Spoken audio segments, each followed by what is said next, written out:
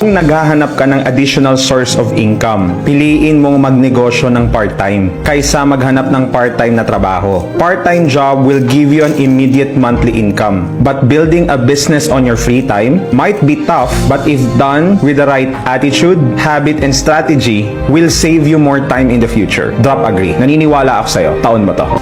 Bakit kailangan mo magnegosyo? Simple lang, para may ipapamana tayo na pagkakakitaan sa susunod na henerasyon. Ang posisyon natin sa trabaho, kahit gaano kataas ang sweldo, hindi pwedeng ipamana kapag ikaw nagretiro. Kaya ang payo ko, lakasan ang loob, magsimula ng kahit anong negosyo, malay mo, lumago ito at magpabago ng buhay mo. Real talk, wala kang mararating sa buhay kung tamad ka. Kalimutan mo na yung pangarap mo kung hindi ka willing magbanat ng buto. Your family deserves better results from you.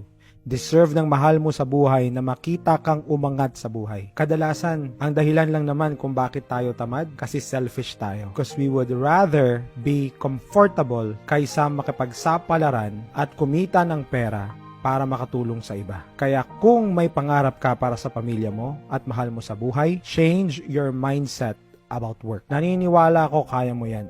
Hindi ibig sabihin, ngayon ka nag-decide humataw sa negosyo, ay ngayon ka din aani ng kita. Madami nagkikwit sa pagnenegosyo simply because their expectations didn't meet the reality. Kung nasa ganitong stage ka, let me encourage you. You might not harvest your results sa expected timeline mo, but if you persist and not quit, your harvest time will surely come. Master your craft. Keep planting. Keep growing yourself. Okay lang na madapa. Okay lang na mapagod. Okay lang na magpahinga. Okay lang na magkamali.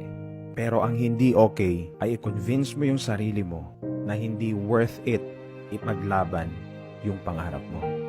So repeat after me. You will see me struggle, but you will never see me quit. Naniniwala ako sa'yo. Lang umaasenso na hindi malakas ang loob. Kung maliwanag sa'yo na gustong-gusto mong makamit ang pangarap mo, kahit takot ka, sigurado ako na gagawin mo ang mga hakbang na kailangan para makamit ito.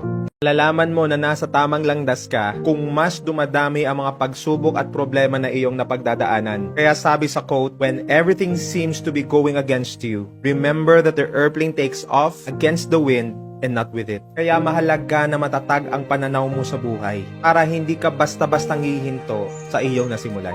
Drop a fire emoji, naniniwala ako sa'yo. Naway maging breakthrough year mo na ang taong ito. Parating din ang winning moment mo. At kapag nandun ka na, maaalala mo lahat ng nang-iwan sa'yo sa ere. Lahat ng iyak, hirap, pagod na pagdaanan mo, lahat ng financial, emotional, or even physical breakdown that you have to endure. Marirealize mo na lahat ng yon naging daan para lumakas ka at maging matalino sa buhay. At naging daan para sa iyong tagumpay. Walang tapon, good or not so good experiences. Basta't huwag mong kakalimutan ang lessons. Naniniwala ako sa'yo. Decide, plan, and play to win.